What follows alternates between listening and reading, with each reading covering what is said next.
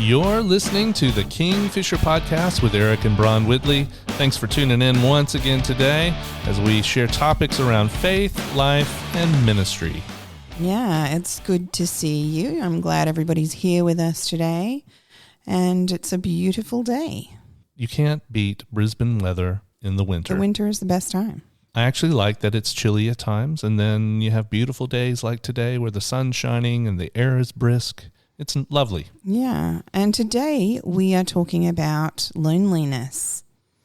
There is a bit of an epidemic. If you're online at all, or you read the news, or you're looking into what people are talking about, it's a common topic of discussion. It's called the Loneliness Epidemic. There's sort of a growing recognition of loneliness as a significant public health concern.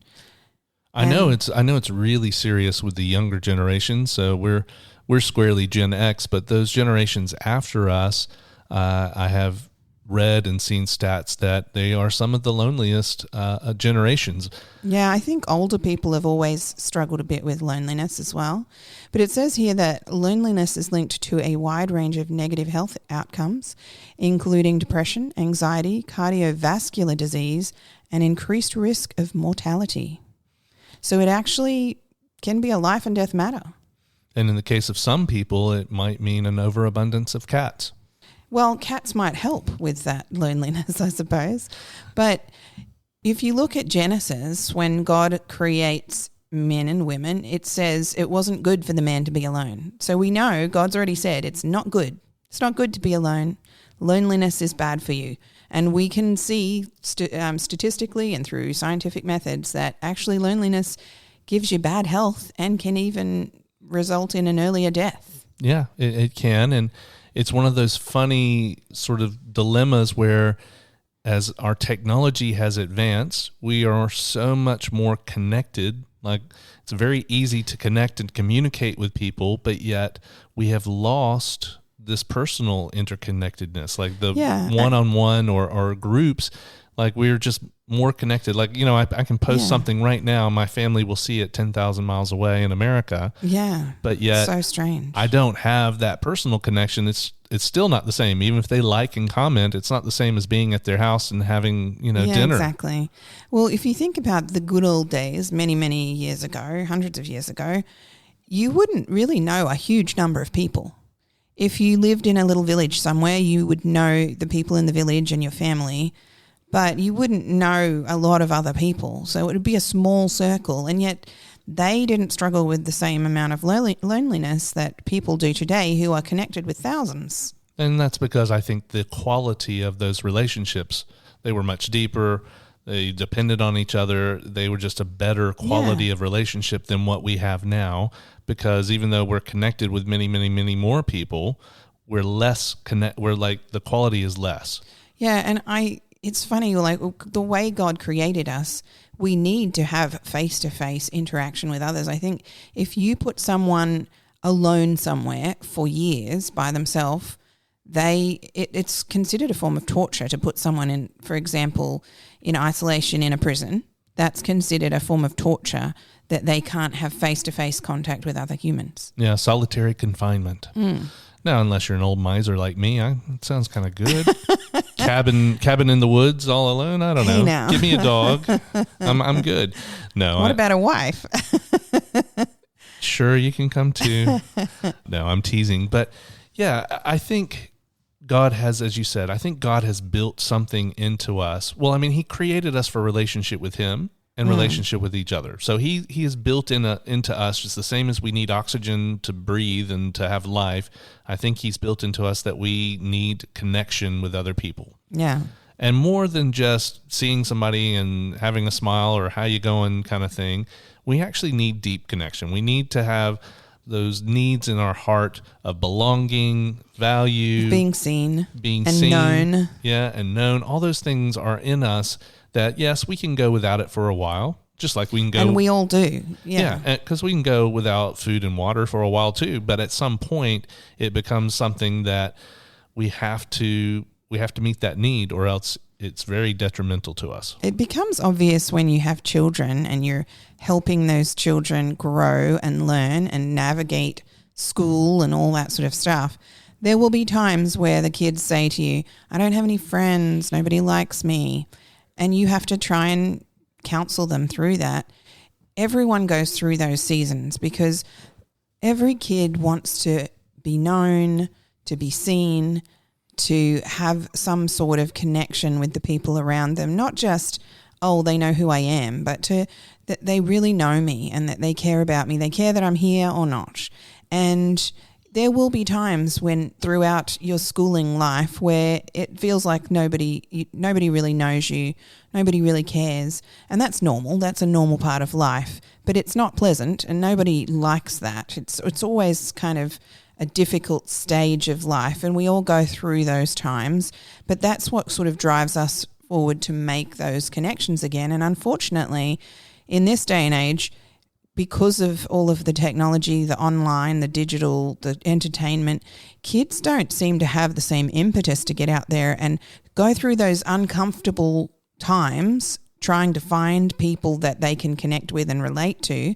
They don't push themselves through that anymore to get to the other side where you've got relationship and connection, because they're being satisfied temporarily and superficially by these other forms of entertainment. Well, I'm even worried because I see now so many advertisements for AI relationships that you can get an AI entity to be your friend. Like you can download an app. And you can ask them questions and have conversations with them, and it seems like you're talking to a person. Yeah, and so we're replacing humanity with this digital reality or non-reality, and it's not. I just really don't think it's good. And we have found as we grew older, when you're at school, it is easier. It's easier and harder to make friends. Yes, you don't really know how to do friendships, and you're learning through all that, as you were saying. But at the same time, you're like surrounded by lots and lots of people who are the same age, and you're all in the same place every day. Yeah, you kind of have to just keep trying. Oh, that didn't work. Oh, that person doesn't like me now. Oh, I don't really like them. And you navigate through until you find your people. Yeah, and as you get older, that pool and that population around you seems to shrink. Yeah, and they won't necessarily be people that you have anything in common with. I know when I first went out and got a full-time job after university, I was working with all men who were way older than me. So it was quite lonely. There were no young women, and I was very young. And that will happen when you get a job. You won't necessarily be around people who are the same age as you, the same gender as you, have interests like yours. And it becomes this thing where you've got to be intentional about seeking out connection with people. And I think that's one of the lovely things about being a part of a church. Now, again, you still have some of those obstacles where certain churches may not have the demographic that's similar to you, same age group and all that kind of stuff. But a lot of churches have a wide range of generations and people there. And it's an opportunity that, if nothing else, you at least have a unifying factor of belief that we all are children of God. We all believe in God. And so it gives you at least a starting point and a platform to start to build relationships. But in the meantime, in our society, we spend a lot of time at work. We probably spend a lot of time with our family. I know even with my best mate, they have moved a couple of years ago, and they haven't moved that far away. They're about an hour away from us, but just the time to spend to go and to see them or them to see us has become a big obstacle to actually, spending time together. Yeah. Even though we dearly love each other and would want to, we just can't do it because of the time constraints. Yeah, not as often. Yeah.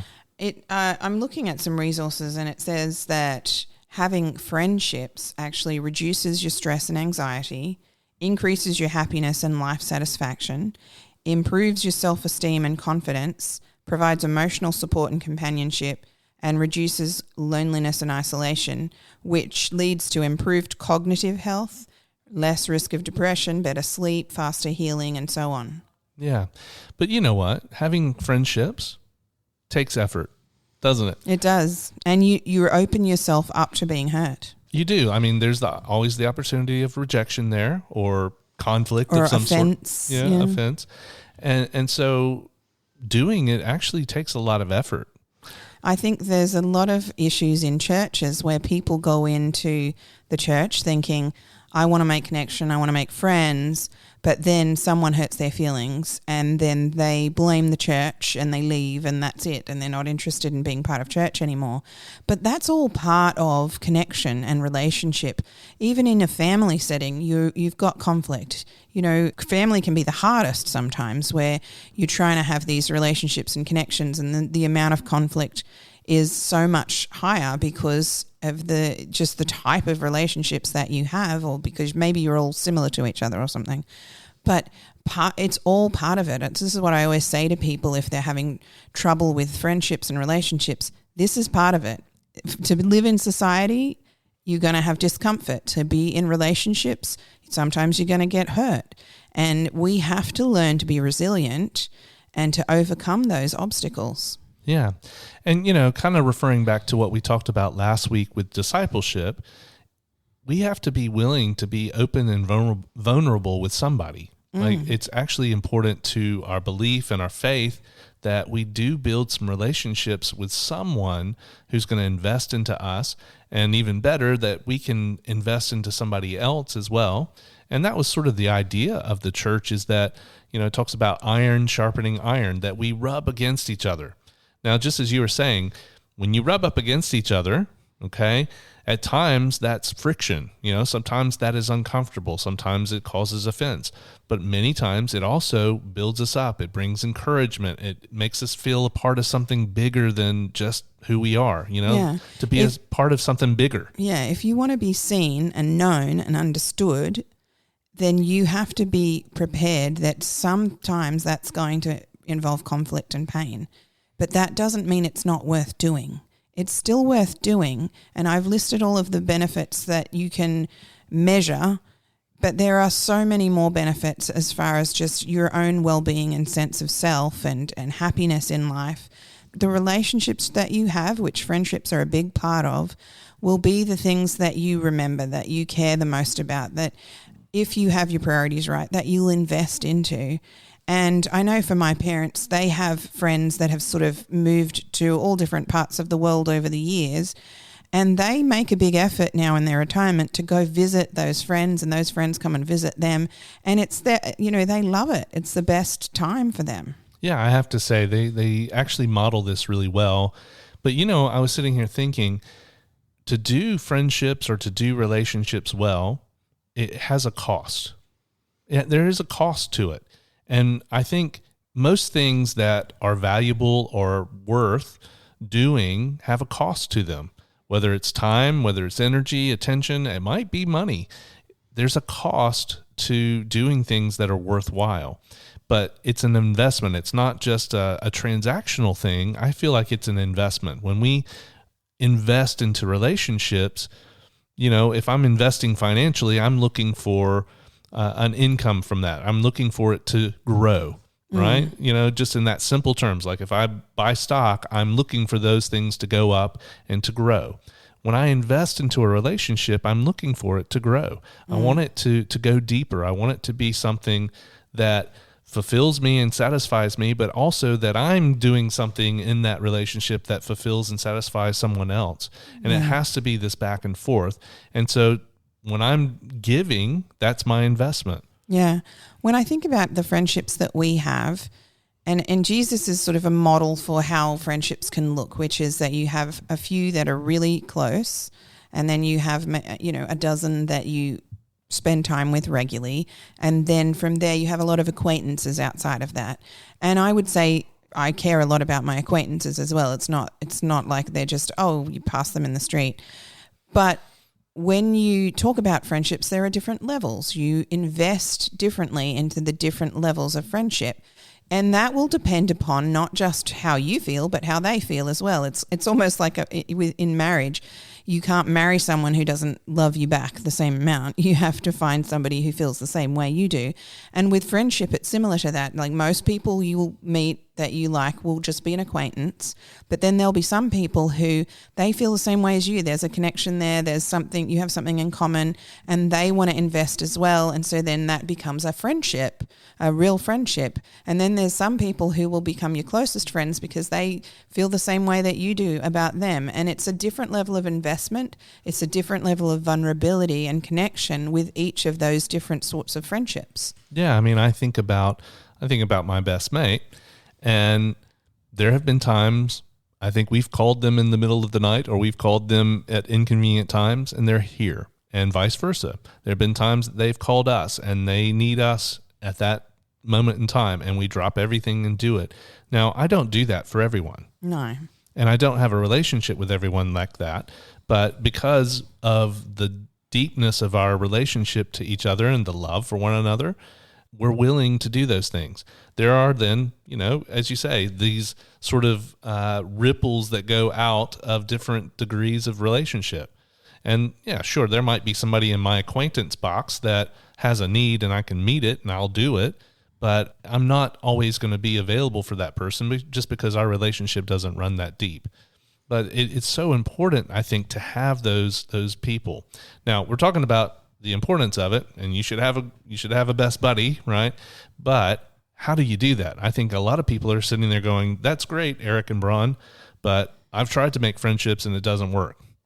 I think it's important, as I say, the connection has to go both ways. And I think a lot of times, especially when we're younger and less mature, we want to be friends, really good friends with someone, but they don't necessarily share the same feelings back. And what I would say is you just have to let that go and focus on finding somebody else. And it's, as I say, there will be times in life where you don't have those really deep connections, but that doesn't mean you stop looking. And we've definitely gone through those seasons where we haven't had people we have the deep connection with.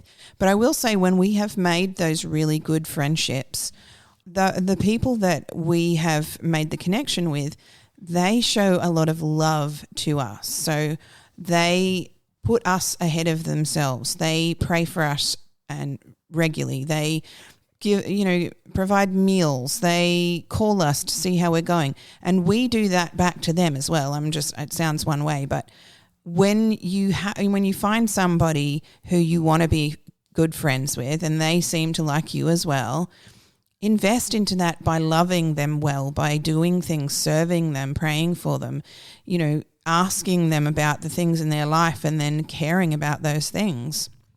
Well, I think too, there's this intentionality about it that you have to almost decide that I'm going to do this. And, we actually, another idea here, we actually talk to our kids a little bit about, they're asked about boyfriends, girlfriends, and that kind of stuff, and getting married one day.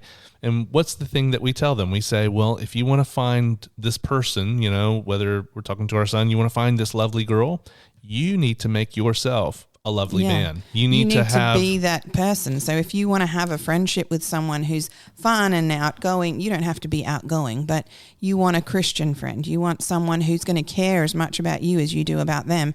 You need to be that person. If you want somebody with character and integrity and all that stuff, you need to be a person with character and integrity. Outgoing and introvert usually go together well, but apart from that, you should sort of match what you want to see in a friendship. You should be that person, and it's the same in romantic relationships. Yeah. We tell our children, if you want to find someone who's sporty or that loves athletic, God, or who, just whatever on your checklist, they're probably looking for that person too. So you need to become that person. If you want to have someone who's not going to lie to you, you need to be an honest person, because then that's what they're going to be looking for. If you want to have someone with integrity who's going to be faithful to you, you need to have integrity and be a faithful person. Well, it's just a fact of the matter that like sort of draws like. It draws in like we come together when we're like-minded, And I think so much of what that passage that talks about don't be unequally yoked, I think that's what that really means, because I've applied it outside of just dating and marriage. Yes, I mean, it's specifically talking about not being unequally yoked with a partner and a husband or wife. Yeah, because that's lifelong. That's not a believer if you're a believer. But I think the principle there is just as applicable to friendships of, if you're in a relationship where the other person just takes, you know, it's not going to last. It's going to burn you out. It's going to dry up your well. I've had those friendships. Yeah. Years ago, there was a lady who I thought she was fantastic. She was so much fun. She was really nice. She was funny. We had a great time together. We had a lot in common, but she just took. Like, it took months for me to kind of realize I'm going over there and serving her. When she was sick, I cleaned her house and I bought medication and I took care of her kids and brought meals and loved her really well. But then I started to realize after several months, every time we get together, she's asking me for things. She's taking things from me, but she never reciprocates. And so it didn't last, because as soon as I said no to something, then she was out. Yeah, and at same time, I mean, we have limited resource. You know, we have a limited time, we have limited attention, we have limited everything. That's true of all of us. And so if there's not a reciprocation, your well is going to go dry really fast. Yeah, and look, when I realized that she was just taking, it's not like I just pulled back and was like, well, I'm done with you because I'm not getting anything out of this. I was fine with giving. I'm fine with giving to people who don't reciprocate, but that is not a friendship. And so I was fine with giving to her, but I realized this is not a friendship. Yeah, it becomes a different type of relationship.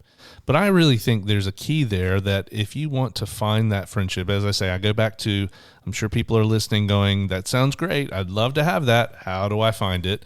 I think the first step is to be the person that you're looking for. Yeah, exactly. If you don't like it when people judge you, don't be judgmental. That's it. If you don't like it when people gossip about you behind your back, don't gossip behind people's backs. And if you want somebody who is honest and has integrity, be a person who's honest and has integrity, even in those times where sometimes you have to say something that's hard. I mean, this is the thing that I have found in my relationships as an adult is I have to be willing to invest just as much as I'm hoping to get back.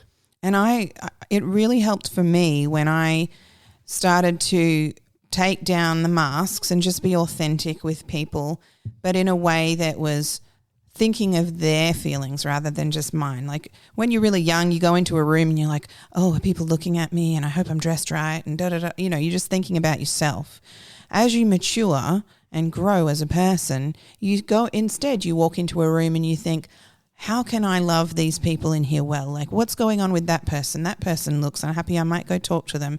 You know, you change your whole perspective on how you connect with people, and that's what builds those deeper relationships, is thinking of others instead of yourself. Yeah, because you might be surprised by being a good friend, you might find a good friend. Yeah. You know, you might start it out by you being the one that's giving and the person that's concerned and whatever else, just because that person at that moment in that situation needs help.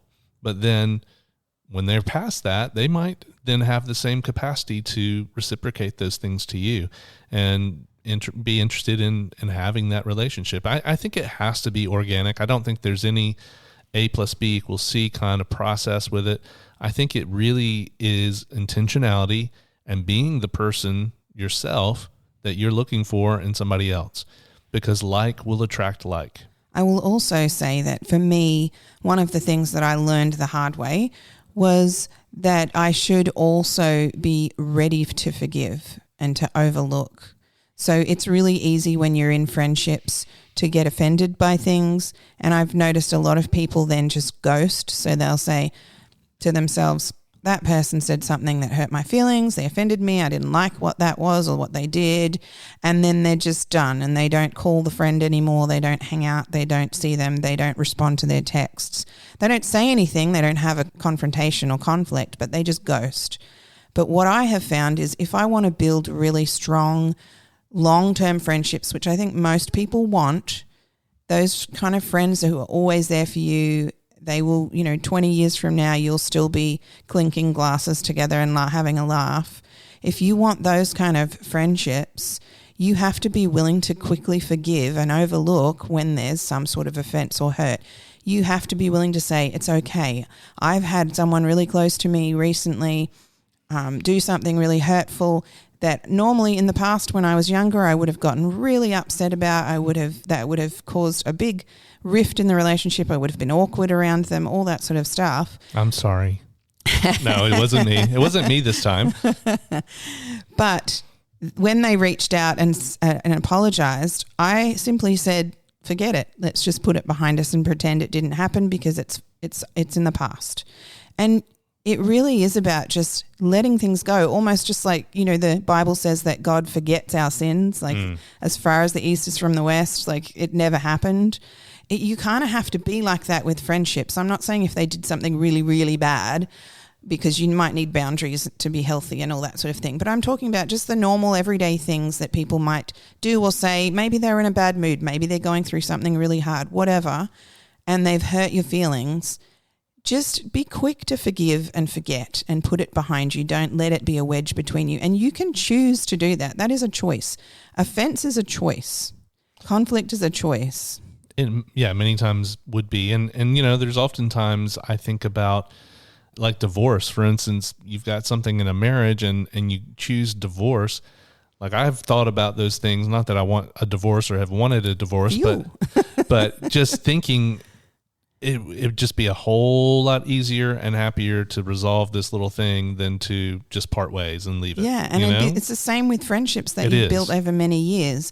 It's much easier to quickly forgive, forget, put things behind you and move forward than it is to try and find somebody else to connect with and build a long relationship.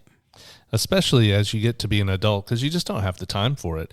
And I think, And it's not so easy to find someone you connect with. No, exactly. And I think the relationship only gets stronger. When you overcome those things, you get stronger. For sure. It's just like a broken bone. From what I understand, when you break a bone and it heals, it's actually stronger after it's healed than it was before it was broken. And then you know that your friendship can endure. I really do think it strengthens the friendship because we've been through some stuff and we came through it and our friendship is as good as it's ever been. Yeah. So I don't know what we've super accomplished today or anything like that, but it just was something on our hearts to sort of say, don't just sit by. If you're feeling lonely, if you're feeling disconnected, here's some proactive things that you can actually do. And one of them can be prayer. Start by praying, God, I really need a friend in my life. Would you bring someone into my life that, I can connect with, that I can be a friend to? But that does require you being willing to invest, to be that person that you're looking for in character and all of that. And to, as you say, be a quick forgiver, to be somebody who is hard to offend. That's what I want to be, is somebody who is hard to offend. Yeah. I said that to God years ago. I said, I want to be unoffendable, God. And he's been working on that in me, and it's something I think I'm improving at. Hopefully we all improve at that as we mature, but you have to be intentional about it. You have to say, okay, this hurts. What just happened hurts, but I'm going to let it go. I'm going to forgive. I'm going to forget and put it behind me because this friendship means something to me. That's it. And I think it's a biblical thing, and I think it's a human thing. God has made us for a relationship. No man is an island, or woman. Nobody is an island. We do need each other, and life is that much richer for the relationships and the connections that we have. So if you're looking for that, start by prayer, and then take some of these points that we've made today and start to apply to your life. And I think you will see that God will open some doors to new relationships and new friendships for you. If you'll be proactive and intentional about this, that God will bring those people into your life.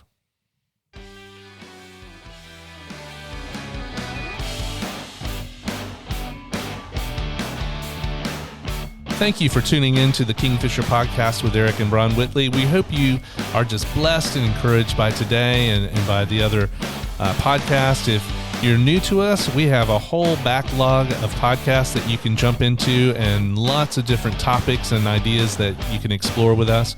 So have a listen. If you think this would help somebody that you know, please refer it on and share it with someone. We just hope that you have a blessed and lovely day.